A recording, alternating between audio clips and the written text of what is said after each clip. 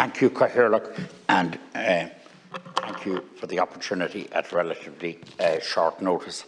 I was distracted elsewhere, but I want to, at the outset, welcome Minister Harris and say in a non-partisan, objective way, and I'm genuinely being non-partisan about this, and I think people would recognise that you are the first person in public life in a long, long time, or the first that I'm aware of, to confront this issue head-on and bring it into the public domain and take action on it. And I salute you for that, and I will be coming to make the point later that that must be vigorously pursued, but I congratulate you, Minister, for that. I want to warmly congratulate my colleague, Senator Lynn Ruane, on bringing forward this issue. She's a very excellent senator who pursues real deep issues for people, and this is yet another example of it, and I want to salute Lynn for that and say that that's actually the main reason I was doing other things, but I wanted to come in just to say that, and I think it's important that we show solidarity on these instances. Now, obviously, sexual harassment is a despicable crime. It's heinous. It's all the adjectives you can think of, and tragically, as my good colleague Senator Ward said, was swept under, was ignored for so long, and it's really, really wrong. Bullying is hugely wrong and was a feature of Irish schools, the traditional schools. It doesn't mean it was 100%, but it was there, and for many years was ignored, and was in some way, the ignoring of it was intended in some way, it was perceived that by allowing it to continue, you toughened up people. And it was a perverse kind of logic, and it had huge damage for many, many years on people. And it's a really, really pernicious thing. And obviously within bullying, homophobic bullying is a particularly very difficult and wrong dimension there.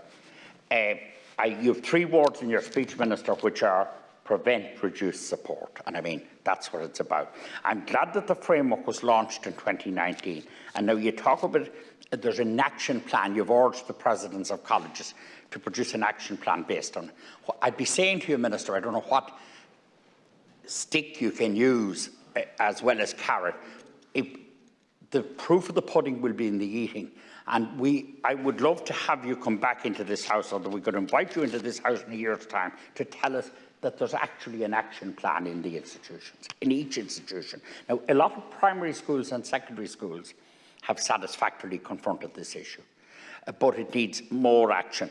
And you will appreciate, you were with me visiting institutions recently, third level and post-leaving third level and youth reach institutions. And you saw there, and I saw the wonderful people that are there, and their articulateness and their confidence, and what's happening to them as the development of them as individuals. And sexual harassment and bullying has the potential to put that to naught. And there must be an action. So I'd say, Minister, people will want to see those action plans. They'll want to be in the public domain. And I think you should insist on them. And to be honest with you, Minister, I think they should be allied to grants. There shouldn't be government support of an institution without them. And I think that should be the case. The psychological counsellors that you have, if I understand your speech correctly, and correct me if I'm wrong, but I'd like to believe that you're having them committed to each college and resourced and there. I mean, they need to be flagged and they need to be used.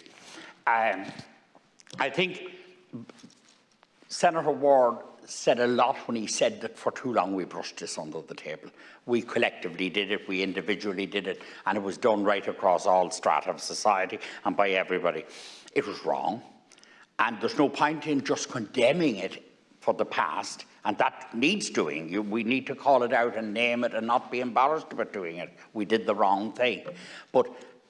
It's part of our history. There's no point in celebrating wonderful events in history, and of course we should, but you must be fit to face up to what wasn't right, and this was one of the things.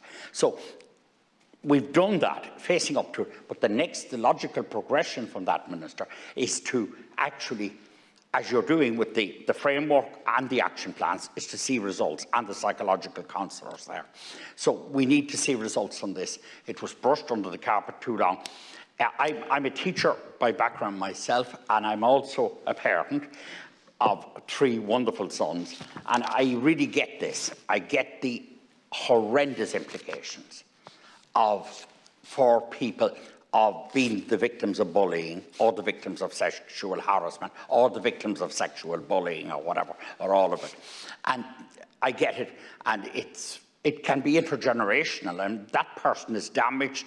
Their capacity to form relationships and to be adequate parents themselves is damaged. And everything, it damages their entire existence. So I appreciate the opportunity, Cathaoirleach. There's no point in labouring the point, other than all I'd be saying to the Minister is, wonderful with what you've done so far. Please see it through to the bitter end in ABC and in definable, objective, clearly visible goals. Please do that. And the last thing I'll be saying, well done to our colleague Lynn Ruane for what she's done today. It's great work. Thank you, Cathaoirleach.